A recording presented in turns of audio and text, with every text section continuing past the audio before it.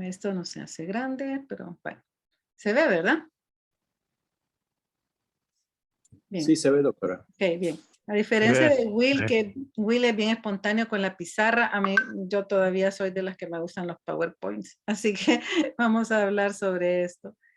Empiezo hablando del sistema de hipótesis porque es la base medular de la existencia de los diseños analíticos. Ya habíamos mencionado que la estadística no es útil solo al final, sino que desde el momento en que nosotros concebimos una idea, que la idea, como ya les expliqué, no tiene que nacer de una inspiración, sino de una lógica. Yo tengo un dato que me muestran que algo no está bien, ahora ya lo comprobé que no está bien, como el caso que les ponía yo de las infecciones, ahora quiero saber el por qué. ¿Qué es lo que está llevando a que haya ese dato? Tengo que encontrar una causa. Entonces, es cuando empezamos con la relación que llamamos relación causa y efecto. Pero no solo nos va a permitir encontrar la causa, sino que también en un futuro, cuando yo conozca la causa, puedo proponer una solución que también la voy a confrontar con el mismo pensamiento comparativo de un grupo contra otro grupo y así poder confirmar que esa solución que yo estoy proponiendo también funciona.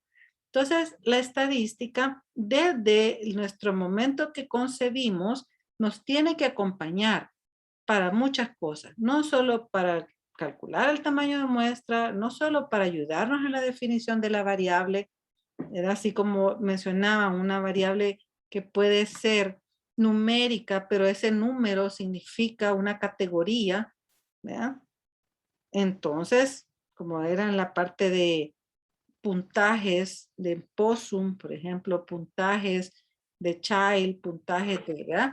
Siempre son categóricas, pero también nos puede ayudar para que nosotros concibamos adecuadamente el diseño y así podamos alcanzar el objetivo que de verdad nosotros nos estamos llevando. ¿Sí, doctor Escobar? ¿Sí, doctor Escobar? ¿Levantó la manita? Ok, bueno. Bien. En las fases, como decíamos, está en la selección de la variable, en la definición de criterios de selección, en la elección de la técnica de selección de los sujetos, el cálculo del número. Sí, doctor Ramel, veo que dice algo en el chat. Hola, hola. Bueno. En la medición de las variables y en la descripción de la muestra del sujeto estudiado, que es la parte ya en los resultados, la estimación de la magnitud del efecto, la comparación del efecto observado y control de los factores de confusión. Esto lo vamos a ver después de que hayamos visto toda la parte metodológica de cómo vamos a entender qué diseños analíticos son, cuál es el que podemos hacer, cuál es el factible de hacer y cuál es el que nos va a ayudar. Así que ya la estadística descriptiva ya no la vamos a ver ahora, pero sí vamos a empezar pensando en la estadística inferencial, porque es la estadística inferencial es la que ya nos permite establecer conclusiones referidas a las poblaciones a partir de esos resultados. Su aplicación en la fase de análisis tiene dos finalidades. Primero, ver que de eso que obtuvimos en realidad es debido al azar, que es lo que llamamos nosotros la significancia estadística, y por eso establecemos un nivel de significancia estadística, y también controlar los factores de confusión, o sea, otros factores que pueden haber tenido una parte en que se generen esos resultados.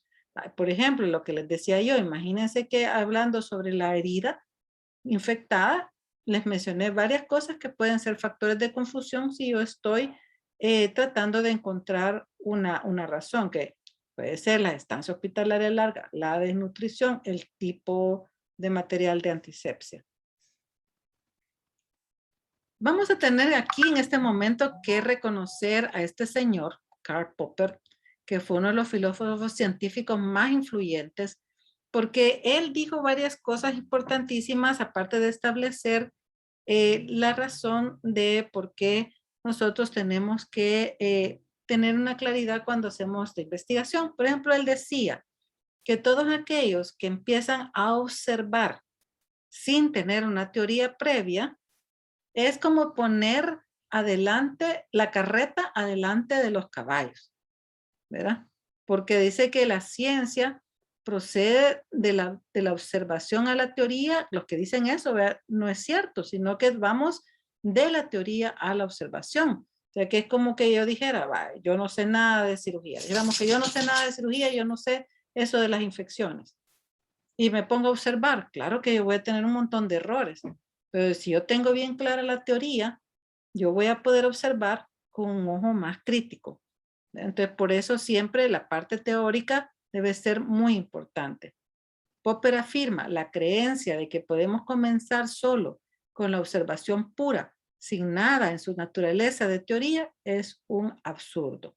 Eso decía Popper y por eso me gusta mucho utilizar su frase, porque si ustedes se fijan o se recuerdan cuando hacemos las tesis, nosotros empezamos a recolectar datos. Ay, tengo unos datos por aquí, usémoslos. Y luego busco la teoría para alimentarla como más un adorno complementario y no como la base inicial que permitió que yo hiciera la recolección de datos. O sea, porque después, ya cuando hago la teoría, dijéramos que yo tengo un grupo de datos así sueltos, no tengo la teoría, pero digo yo no los quiero desperdiciar, los quiero ocupar, pero el problema que me puede dar es que cuando vea la teoría voy a ver que me faltan variables, voy a ver que hay cosas que no me di, que hay cosas que dejé fuera, porque no había leído previamente la teoría. Entonces, ese es uno de los riesgos a los que uno se somete cuando uno recolecta solo por recolectar. Partiendo entonces siempre de Popper, porque no solo dijo eso, sino que Popper tuvo una idea súper brillante que jamás a mí se me hubiera ocurrido, cuando él dice de que el primer paso en el proceso es la generación de una hipótesis, que debe ser comprobada críticamente por observaciones y experimentos. Él fue el que estableció que el punto de partida es una hipótesis nula, cuando decía que la meta del científico no es la verificación, pero la falsificación de la hipótesis inicial. Entonces, yo eso es bien confuso, ¿verdad? Pero, ¿qué es lo que quería decir Popper? Y les voy a contar la anécdota de donde sale. Él dice que no podemos decir que todos los cisnes son blancos hasta que encontramos un cisne negro, ¿verdad? Entonces, de ahí le partió, imagínense qué fumada, ¿verdad? Súper gran fumada. La verdad es que yo admiro tanto a los científicos, yo solo puedo seguirlos, pero ya quisiera tener esas mentes, ¿verdad? Entonces, él lo que dice Popper es de que cuando nosotros empezamos un estudio en el cual queremos inferir algo, comprobar algo, el estudio parte de que las dos cosas que yo voy a comparar son iguales. Por eso se parte de la hipótesis nula de igualdad. Y que entonces con la recopilación de resultados y luego con el análisis de los resultados voy a saber si la acepto o la rechazo, ¿verdad? Porque estoy tratando de ver la verificación de eso, sino la falsificación de la hipótesis inicial, que es la hipótesis nula. Espero no haberlos confundido. O sea, la idea es de que cuando uno parte una investigación, tiene que partir de la nulidad, o sea, de la igualdad. O sea, quiero decir, X, yo voy a comparar X contra Y, pero en mi pensamiento científico yo tengo que partir pensando que X es igual a Y. Entonces, esa es la hipótesis nula, que es alrededor de la cual tiene que girar nuestros estudios. Él decía que es imposible, lógicamente, verificar la verdad de una ley general por observaciones repetidas, pero por lo menos en principio es posible de falsificar tal ley por una observación simple. Ejemplo, lo que ya les decía, la observación repetida de cisnes blancos no prueba que todos los cisnes son blancos. Hasta la visibilización de un cisne negro, entonces vota la ley de que todos los cisnes son blancos, ¿verdad? Entonces, súper fumado, ¿verdad? Pero eso es lo que quiere decir. Entonces, la lógica de los estudios analíticos, a diferencia, fíjate que esto no lo vimos en los descriptivos. Yo por eso, yo verán como paso molesta y enojada de que les enseñan tan mala investigación. Por ejemplo, les obligan a hacer hipótesis en los estudios descriptivos y también sacar conclusiones. Ustedes como pueden ver, en los estudios descriptivos lo único que se puede hacer es tener tal vez lo que puedan llamar una hipótesis gramatical, o sea, un planteamiento del problema. Pero lo que nos va a dar al final es una hipótesis que yo luego voy a contrastar, a diferencia de los analíticos que parten de una hipótesis, ¿verdad? De la hipótesis nula, que va a ser nuestra médula, y claro, siempre hay una hipótesis alterna que es la como que queda cuando yo rechazo la otra. Entonces, en toda investigación, sobre todo en las analíticas, más que todo en las descriptivas, esto no se da, lo que lo intentamos realizar es una comprobación de la hipótesis. Entonces, el análisis parte de la hipótesis de que no existen diferencias entre ambos grupos comparados. Y por eso a eso se le conoce como hipótesis nula. Es otra cosa que hay que borrar. Acá nos enseñan que la nulidad es en relación al outcome, o sea, a la variable dependiente. No, la nulidad es entre las dos cosas que se están comparando. La prueba de significación estadística va a intentar rechazar, ¿verdad? Y si no la puede rechazar, pues ni modo que la aceptemos, ¿verdad? Eso es lo que trata de hacer la comprobación de hipótesis. Por lo tanto, las pruebas de contraste de hipótesis, esto lo van a volver a ver cuando ya veamos la estadística, pero también tiene que entenderse desde antes que nos planteemos todos los diseños analíticos, que las pruebas de contraste de hipótesis o de significación estadística valoran la variabilidad debida al azar, de forma diferente a la estimación de los parámetros. O sea, en palabras así, simples y salvadoreñas, lo que trata de decir es, lo que he encontrado, esto que parece que he visto acá, con los resultados, estadísticamente me puede decir si esto es debido al azar, o sea, fue debido a un error de la naturaleza, o es algo que se pueda acercar a la verdad. Y esto se tiene que hacer a través de pruebas estadísticas para aplicarlas en diferentes situaciones de forma de que nosotros podamos ver las diferencias a través de un test, ¿verdad? Y no a través del ojo, ¿verdad? Yo veo muchas veces que dicen, miren, en este estudio hubo un 18% de infecciones y usando esto hubo un 22% de infecciones. Así que hay diferencia. Eso no lo puedes saber. Mientras no haya hecho un test de comprobación de hipótesis, no puede decir que porque ve que hay diferencia entre el 18 y el 22, es una diferencia que no es debida al azar. Y por lo tanto no se puede decir eso, no se debe decir eso. Así que en esta clase vamos a hablar de los fundamentos comunes a todos los diseños analíticos, que la próxima clase con la doctora Madrid, ella va a empezar ya con los observacionales, pero ahorita tengo que darle yo la parte fundamental de la lógica de estos estudios. Las hipótesis, a diferencia de como nos las han enseñado, que son unas cosas sumamente complejas, deben ser súper simples. Súper simples.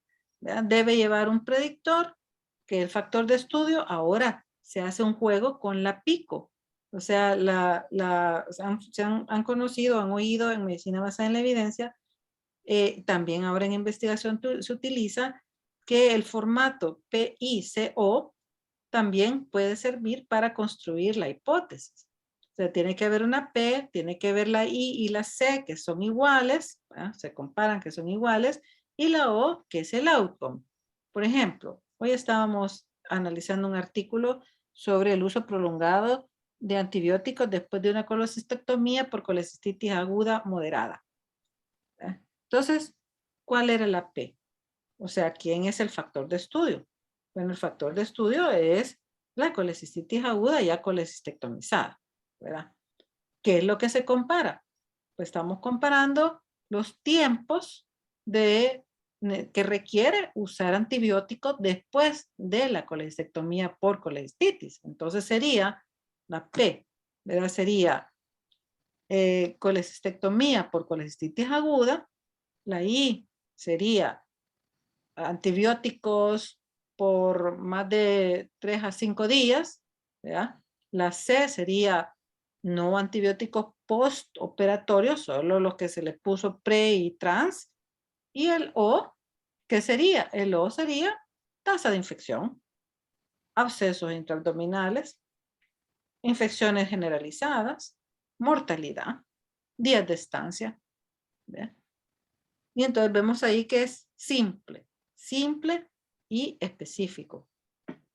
Si la hipótesis es compleja, o sea, hay varios predictores, hay varios resultados, lo preferible es que se desglosen en varias hipótesis.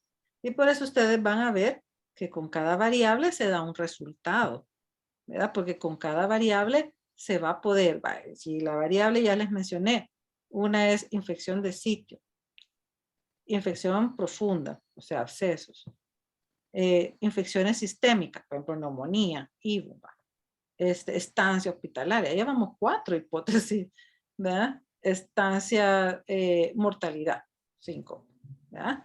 Entonces, si yo las quiero meter en una sola hipótesis, cuando yo tenga los resultados, no sé qué estoy, no se puede, en realidad ni se puede siquiera hacer, porque no puedo mezclar muerte con infección, ni puedo mezclar IBU con días de estancia, sino que cada uno de ellos se va a comparar, por ejemplo, cuál fue la media de días de estancia en el grupo con antibióticos largos, o sea, antibióticos por más de 35 días, y cuál es la media de estancia en los pacientes que solo se les puso el antibiótico pre y transquirúrgico. ¿Verdad? Entonces comparo esas medias y le tiro un test de comprobación de hipótesis y me dice si la I con la C, o sea, antibióticos por varios días y no antibióticos más que los pre y trans, son iguales. ¿Verdad? Son iguales. Así que no debe de haber mucha confusión ni debe de ser complejo. Entonces, ¿cuáles son los pasos? El primer paso antes de hacer, cuando estamos haciendo un estudio analítico, antes de decidir siquiera el diseño, porque ya el diseño va a depender cómo puedo juntar a la población que voy a estudiar, tengo los datos o no los tengo, o tengo que hacer algo, por ejemplo, los estudios experimentales, tengo yo que darles el antibiótico, tengo yo que operarlos, o tengo yo que, ¿verdad? Entonces, antes de decidir todo eso, lo primero que uno tiene que hacer es formular la hipótesis nula. Aquí vamos a ver un ejemplo. Hipótesis nula. Fumar y no fumar es igual para la aparición de cáncer de páncreas. Entonces, este es un estudio que voy a hacer de etiología.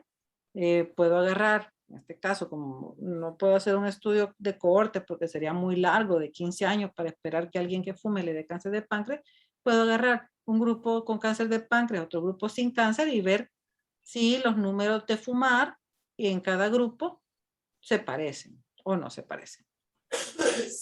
Otra puede ser dar heparinas de bajo peso molecular y dar heparina no fraccionada es igual para la prevención de trombosis venosa profunda en pacientes quirúrgicos. Entonces, como ustedes pueden ver, las hipótesis nulas deben ser sencillas, claras, no deben ser complejas, no deben de llevar muchas variables, no deben, ni tampoco muchos resultados, solo uno. ¿Verdad? Así se va ya como el primer paso en la planificación del estudio. ¿Alguna pregunta hasta ahorita con esto? Porque no nos las han enseñado así. Yo les veo a mis residentes cuando les pongo esto, que yo llevaba esta clase, les puse unas preguntas y todo el mundo dice, fumar aumenta la aparición de cáncer. Y como nula, fumar no aumenta la aparición de cáncer. Y no es así, ¿ve? Es fumar y no fumar. O sea, entre el I y la C, entre la intervención y la no intervención, o una intervención X con una intervención Y, está la igualdad.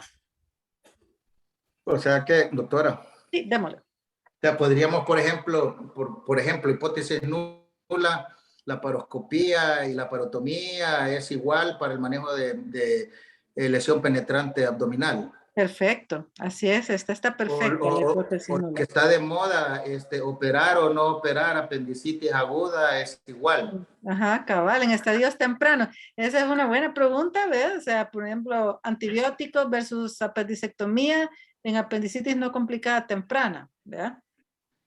Entonces sí, así van siendo las hipótesis nulas. Perfecto, es entre las dos cosas. No es, lo otro solo sirve para contar, para poder ver si es cierto que son iguales o no. Pero la nulidad está entre las dos cosas que comparo. Una ¿Sí? pregunta, Virginia. Sí, vamos, Harry. Fíjate, en esa relación, en ese caso que acaban de poner, ese ejemplo del antibiótico y la apendicitis, Ajá. por el aspecto ético, ¿cómo es este diseño, Virginia, Ah, porque no, si es que vamos a llegar a los diseños. Hoy solo te estoy poniendo la filosofía subyacente.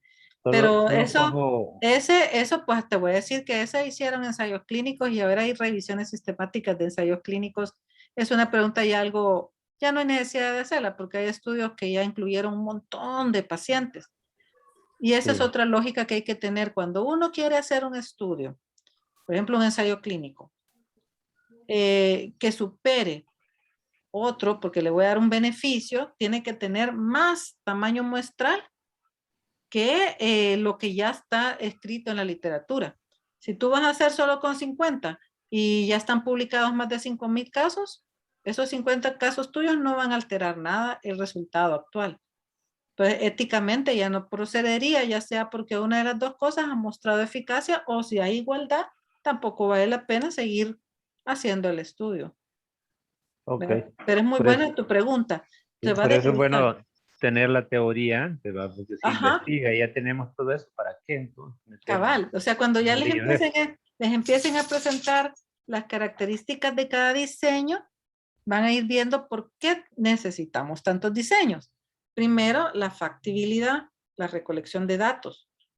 Por ejemplo, un estudio de cáncer que tienes que seguir a los pacientes 15 años, no es tan factible a menos que tengas mucho dinero, tengas muchas capacidades, ¿verdad? Y tengas todo el tiempo para seguir gente 15 años.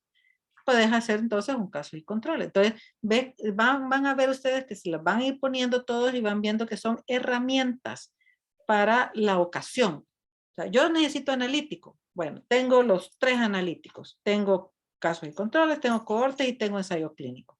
¿Cuál de los 3 puedo usar?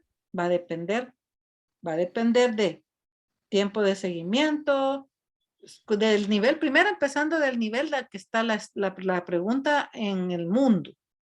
Si en el mundo ya se resolvió, ya no vale la pena.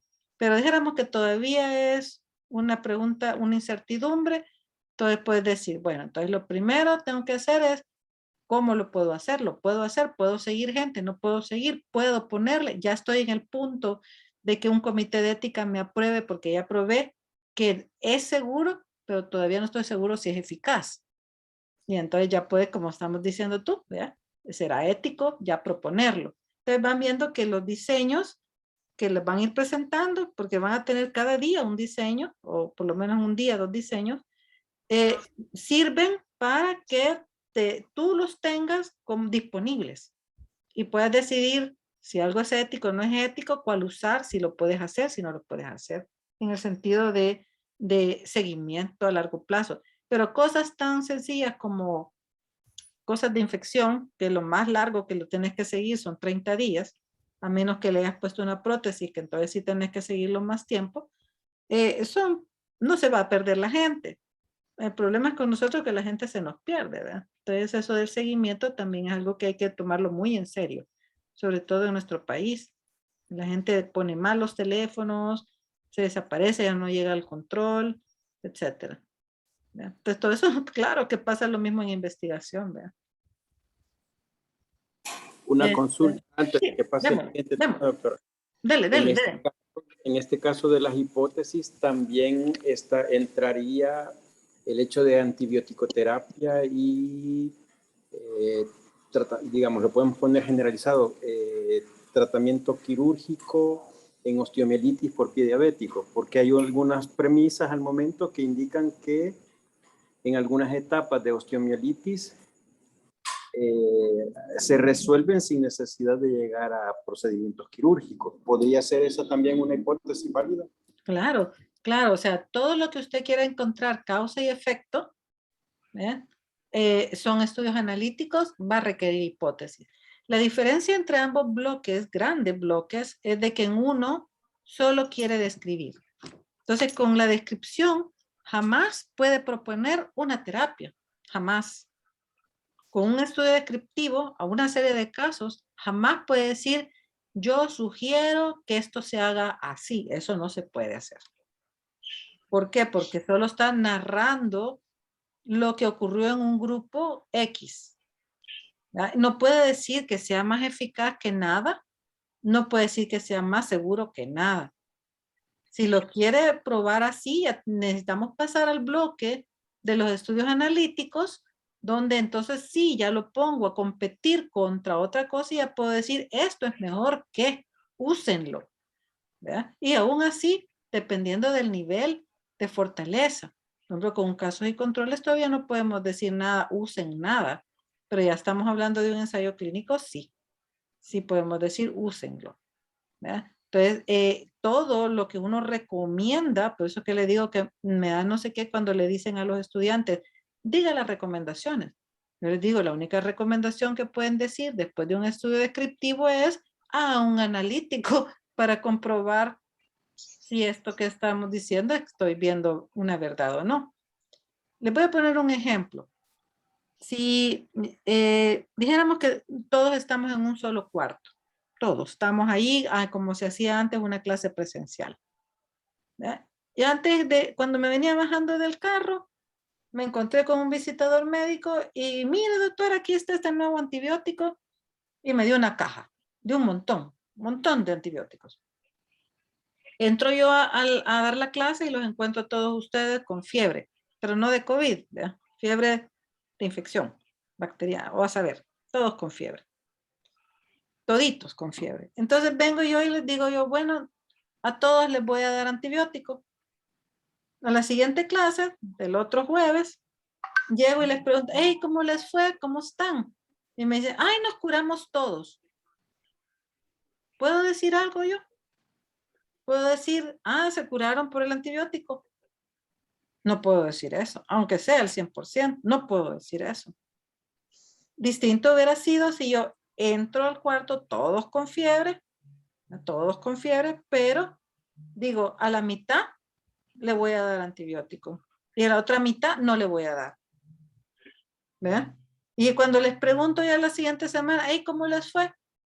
Me van a decir los que tomaron antibióticos, fíjese que a nosotros se nos quitó a los 3 días la fiebre, mientras que los que no tuvieron antibióticos se les quitó al día 8 o 9. ¿Qué voy a decir? Que hubo eficacia, ¿verdad? Pero imagínense que me dicen todos, no, fíjate que todo se nos quitó al día 3. Ahí ya puedo decir, o no sirvió el antibiótico, o no era de origen bacteriano, ¿verdad? Ya todos se curaron al mismo tiempo, los que tomaron y los que no tomaron. Pero eso solo lo puedo decir comparando, teniendo dos grupos en el cual a uno lo reto contra el otro, ¿verdad? Y los comparo. Por eso las hipótesis llevan eso, de la igualdad entre. Lo que sí no necesariamente debe ser solo dos grupos. A veces pueden ser 3, a veces pueden ser 4, ¿verdad? Pero eso lo vuelve muy complejo. Por eso cuando uno lo enseña con el número 2. A versus B, X versus Y, ¿verdad? Y esa palabra versus sería como la mejor palabra para decir que los estoy poniendo a los dos como en lucha, ¿verdad? En comparación. Pero aquí lo que decimos es igual. X es igual que Y.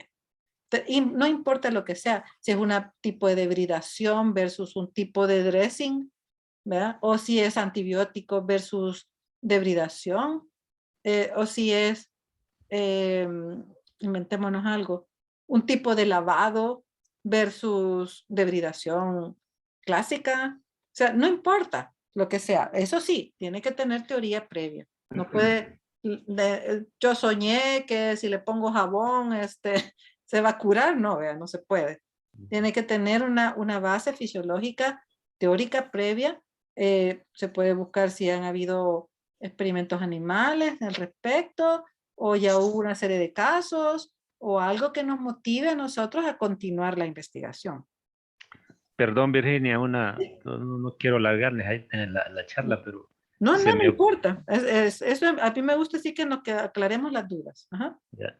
Se me ocurre, por ejemplo, este caso del cierre. Si me planteara yo esta pregunta para el cierre de la pared abdominal, si la cierro en bloque o cierro solo la aponeurosis.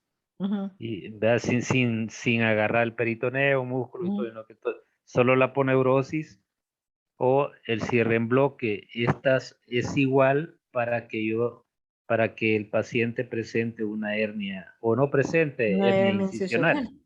Claro. O sea, el planteamiento estructural, si nos olvidamos de la cirugía, o sea, solo el planteamiento estructural está bien. Ahora, claro, tienes que haber hecho revisión de la literatura, si nadie lo ha hecho antes, si nadie ha probado nada, si se ha probado, ha mostrado en una serie de casos que algo parecía como que era mejor que el otro, entonces sí lo puedes avanzar.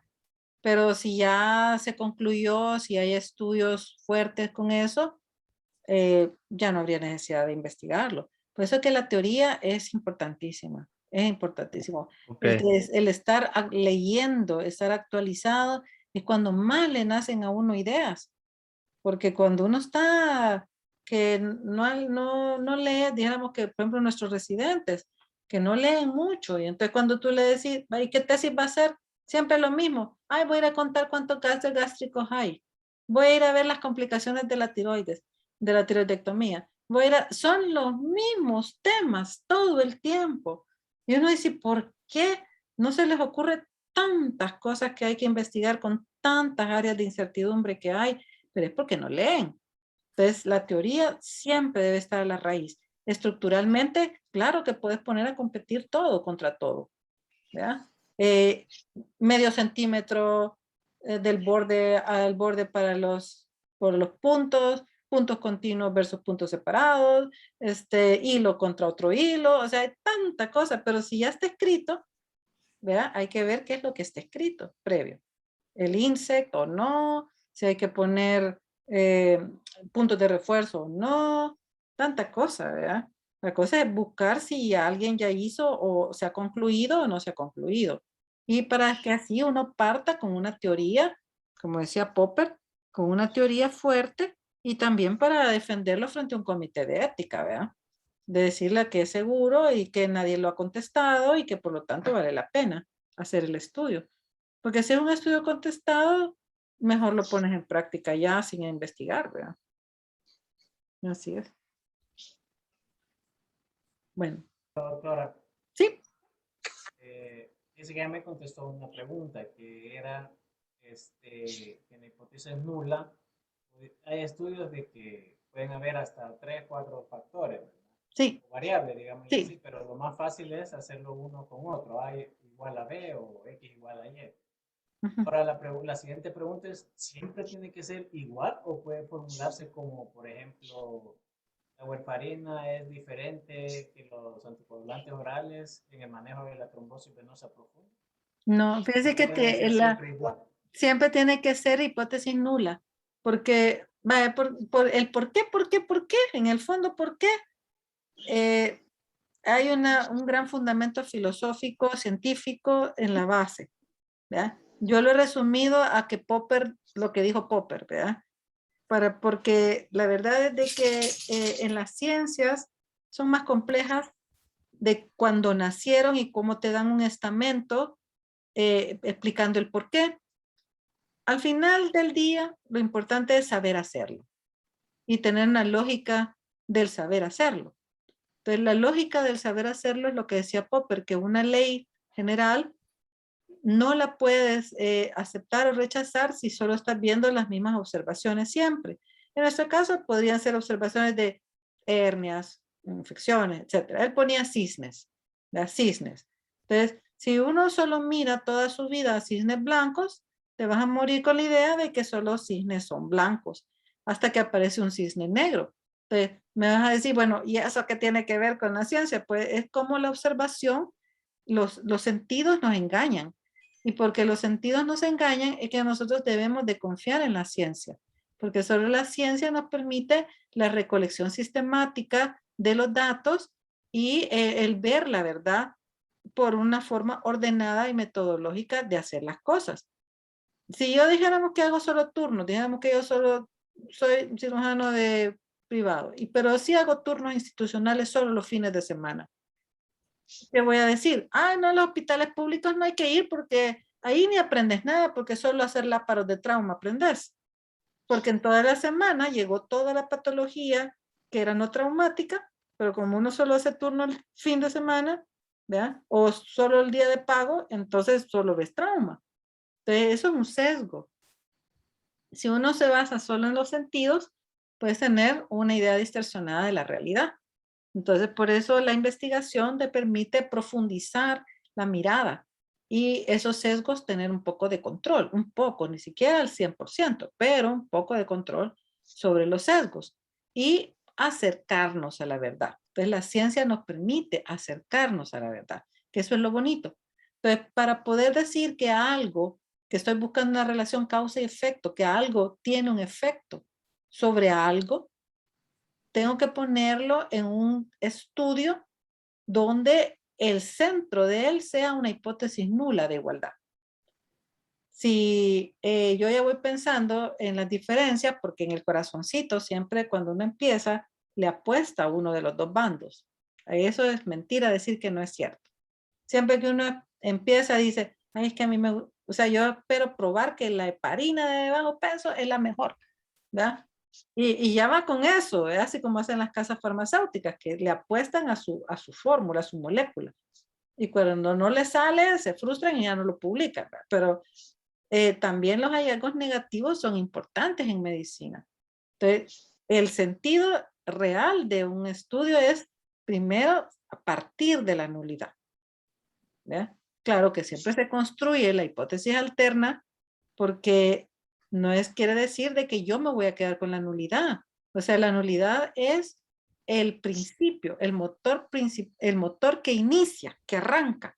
Pero puede ser que al final te salga una P de 0.0001 y rechazas la hipótesis nula. O sea, lo que no estoy diciendo de que al final va a ser nula. Lo que estoy diciendo es que al inicio, cuando yo propongo la investigación, es que la propongo partiendo de la nulidad. Ya después lo voy a rechazar o lo voy a aceptar. Eso ya veré cuando los resultados los tenga, ¿verdad? Sí, se contestó a esto. Gracias, doctora. Bien. Ese es el inicio. Acuérdense que estoy apenas dándole la filosofía de los estudios analíticos y esto es el inicio de la construcción del proyecto, del protocolo. Claro, ya cuando ustedes terminan, que es a lo que todo el mundo le apuesta a encontrar una diferencia, ¿verdad?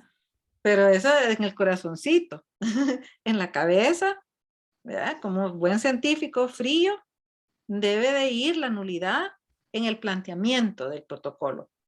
Pero al final se verá qué pasa, ¿verdad? Al final. Así que una vez que ya tenemos construida nuestra hipótesis nula, ¿verdad? La siguiente cosa es calcular mediante la prueba estadística más adecuada la probabilidad de que los resultados, esto estamos hablando del segundo paso ya al terminar, ¿verdad? Al terminar el estudio, el segundo paso. O sea, que ya que tengo los resultados en ambos grupos. Entonces ya puedo yo hacer una prueba estadística, va a depender, si son variables categóricas va a ser una, si son variables numéricas va a ser otra, y en las numéricas, si son paramétricas va a ser una, y si son no paramétricas va a ser otra, ¿verdad? Pero eso, como les mencionaba, y lo decía Willy, lo va a aclarar también cuando tengamos la clase de esto, pueden apoyarse en un estadístico. Bueno, la suerte de nosotros es que contamos con Juan José, que él maneja esto también bien y les puede orientar. Pero también desde el inicio ya tiene que saber más o menos qué tipo de prueba le va a hacer a cada cosa, a cada variable. Oyen, es a cada variable que se le hace la prueba estadística, porque hay variables categóricas, por ejemplo, infección sí, infección no, y otra va a ser la variable de días de estancia, que van a ser números, ¿verdad? Entonces ven cómo cada cosa va a ser, ¿cómo se llama? Valorada. Y entonces ya vamos a poder saber nosotros si ya al final, lo que preguntaba el compañero, al final de los resultados, ya teniendo un número, que es el nivel de significancia estadística, que usualmente se representa con la letra P, la pequeña P, no una P mayúscula, sino una P chiquita, ¿verdad? Que nos va a decir qué onda vamos a hacer con esa hipótesis nula, si nos la quedamos aceptada o la rechazamos, ¿verdad? Lo que sí tenemos que decir desde el inicio es cuál va a ser nuestro nivel de significancia estadística. Normalmente es 95%, por lo tanto la pequeña p que siempre utilizamos como un amuletillo, ¿verdad? Es el 0.05. Ya lo habían oído hablar, ¿verdad? Porque esto está relacionado. O sea, ya les había hablado en un momento Juan José sobre los errores sistemáticos y los errores aleatorios. Y en los errores aleatorios les había hablado del error alfa y del error beta. Entonces vemos que el error alfa se refiere a esto. Se refiere al grado de significancia estadística. O sea, planteándonos, yo he tratado de enseñarlo de una forma sencilla. Nosotros como seres humanos no nos podemos acercar a la verdad en un 100%, porque somos seres humanos, ¿verdad? Solo Dios puede. Nadie disculpen que meta a Dios en la ciencia. Solo Él puede al 100%, nosotros no. Pero con la ciencia nos podemos acercar en un 95%. Por eso es el valor que se pone, ¿verdad? Que nos acercamos al 95%. Entonces, todo aquello que está entre el 95 y el 100, por decirlo así, ahí diríamos que está alojada, lo queremos ver así, está alojada allí la verdad, ¿verdad? La verdad. Entonces, ¿qué va a pasar? Que nosotros si le quitamos el % y le quitamos 1 menos alfa, ¿verdad? Vamos a ver entonces que 1 menos alfa, que si alfa es el 95%, ¿verdad? Entonces nos queda el 5%. Si al 5% le quitamos el porcentaje y todo, nos queda 0.05. Entonces es casi como decir que el pedacito que queda del valor 0 hasta 0.05, aquí me van a matar los estadísticos, pero yo como metodóloga me gusta explicarlo así. Podemos decir que entre 0 y 0.05 se aloja algo que se parece a la verdad, ¿verdad? Algo que se parece a la verdad. O sea, algo que no está distorsionada, como lo dirían ellos, por el azar. Todo lo que está para afuera, lo que es 0.06, 0.07 y más alto, ¿verdad? Ya todo eso, algo pasó y la naturaleza nos hizo ver algo que no era cierto.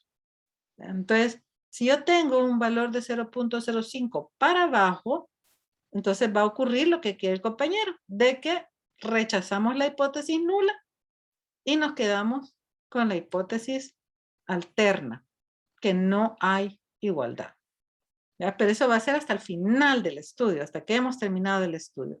Pero empezamos desde el inicio planteándonos con qué valor voy a usar. Los seres humanos normales, los científicos normales, nos quedamos con un valor del 95%. Es como un estándar, como un amuletillo. Pero hay científicos que se la llevan de chic, que son súper grandes cosas, que se acercan al 99%. Entonces ellos, su valor de P tiene que ser abajo de 0.01. Pero eso ellos lo plantean. ¿Qué quiere decir esto?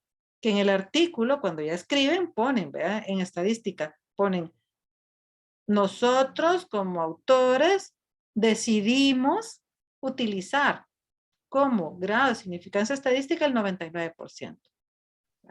Ellos lo tienen que establecer. Esto es como que solitos hicieron el harakiri. Ellos solitos se ponen el valor. O sea, nosotros los normales nos quedamos con el 95. ¿Se entendió eso? Sí, más o menos. Y bueno, ya como decía, ya al final, ¿verdad? El tercer paso, ya una vez que tenemos el análisis, después de recolectar datos, basándonos en las probabilidades, viendo el valor de P, ya decimos si se rechaza o no la hipótesis nula. Cuanto menor sea la P, es decir, cuanto menor sea la probabilidad de que el azar se haya metido y nos haya hecho ver cosas que no son, ¿verdad? Entonces, si el valor que nos da es mayor de 0.05, entonces uno se queda con la hipótesis nula. Pero si la P que nos da el estadístico, ¿verdad?, es menor o igual o menor que 0.05, entonces nuestro estudio ha rechazado la hipótesis nula de igualdad y decimos, ve, ¿cómo lo decimos ya en palabras médicas? Y ojalá no me haga un estadístico porque me va a matar. Decimos, ve, hay una diferencia estadísticamente significativa y por lo tanto esto funciona, esto sirve. Así lo hemos interpretado los médicos al final, ¿verdad?, que ese valor, ¿verdad? Decimos que hay un gran efecto, en realidad no podemos decir esto hasta con otra cosa, pero decimos que no hay igualdad. Eso es lo que, y que no es debido al azar. La verdad es que deberíamos decirse eso, que no es debido al azar. ¿Estamos? No se me han dormido. Como no, aquí estamos. Se entiende. No, no estamos dormidos. Estamos atentos. Ok, sí, porque esto es algo pesadita esta información, pero bueno. El valor de P solo informa entonces de la existencia de una diferencia entre ambos grupos y de que muy probable eso no se deba al azar, pero no informa sobre la causa de dicha diferencia. El valor de P no es tampoco una medida de la fuerza de asociación, sino que solo nos dice que lo que estamos viendo no es debido al azar. Y como les digo, ya en palabras médicas, nosotros lo interpretamos como que hay una diferencia y rechazamos la hipótesis nula. Las hipótesis pueden ser unilaterales, o sea, de una cola. Ya vamos a ver a qué se refiere. Menos mal que Will les dibujó la campana de Gauss, que siempre es la misma campana de normalidad. Y es cuando unilaterales son una cola, es cuando interesa evaluar si un factor de estudio es mejor que otro. En este caso, las nulas no llevan el signo solo de igualdad, sino llevan menor o igual que o mayor o igual que. Por ejemplo, D no difiere o es mejor que E. Y la alterna sería D es peor que E. No se compliquen mucho con las unilaterales. Yo creo que menos del 5% de los investigadores utilizan hipótesis unilaterales o de una cola.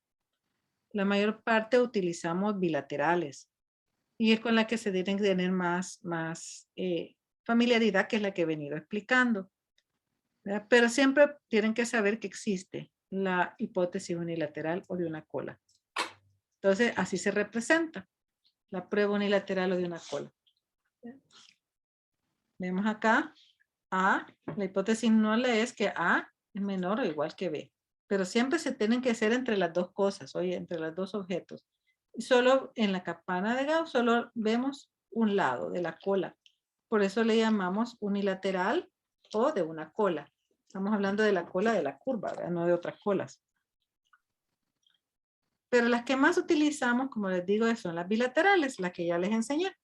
Son aquellas en las cuales si se quiere ver el efecto en ambos grupos y decimos E y D no difieren, o E y D difieren sería la alterna. O sea, aquí hay un signo de igualdad en medio de los dos. E es igual a D. Aquí están. A es igual a B. Y la alterna, pues A no es igual a B. Entonces, ¿qué es lo que pasa? Dijéramos que este 0 es la mitad del grupo. Esta es la mitad del grupo. Vemos el efecto aquí. Esta es la otra mitad del grupo. Vemos el efecto acá. ¿Ya? Entonces, solo se los enseño para que lo vean. Ya nada de esto. Uno no tiene que hacer nada ya con los software estadísticos, pero solo tienen que entender porque en el tamaño muestral siempre le preguntan si su hipótesis es de una cola o de dos colas. Así que normalmente, como les digo, las hacemos de dos colas y ya con eso, pues, el estadístico saca el tamaño muestral, lo verán en tamaño muestral de los estudios analíticos.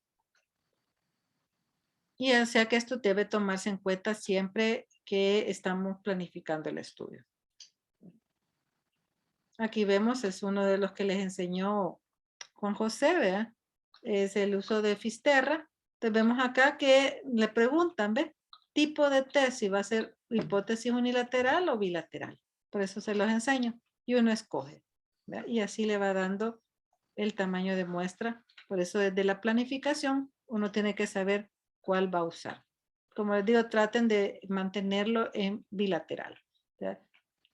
Los estadísticos le pueden dar a usted una gran fundamento teórico detrás de esto, cada de estas cosas, pero uno como metodólogo y sobre todo queriendo simplificar la situación, solo les explico de que existen las dos.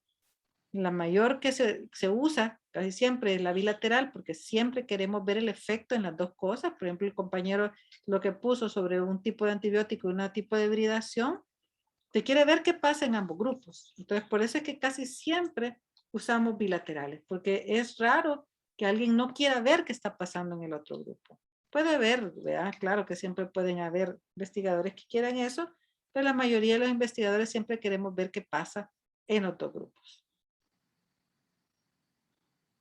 ¿Verdad? Y desde un punto de vista estricto encima son preferibles, son más conservadoras, es lo único que sí requiere un mayor número de participantes. Bien, entonces esto era la parte filosófica, lógica, solo para que se entienda que sí tiene que haber una hipótesis, que sí tienen que haber dos grupos mínimos y que la idea es encontrar, medir las variables en ambos para poder así decir si hay o no hay una diferencia entre ambos grupos. Quiero ver cómo se para la grabación. Aquí está.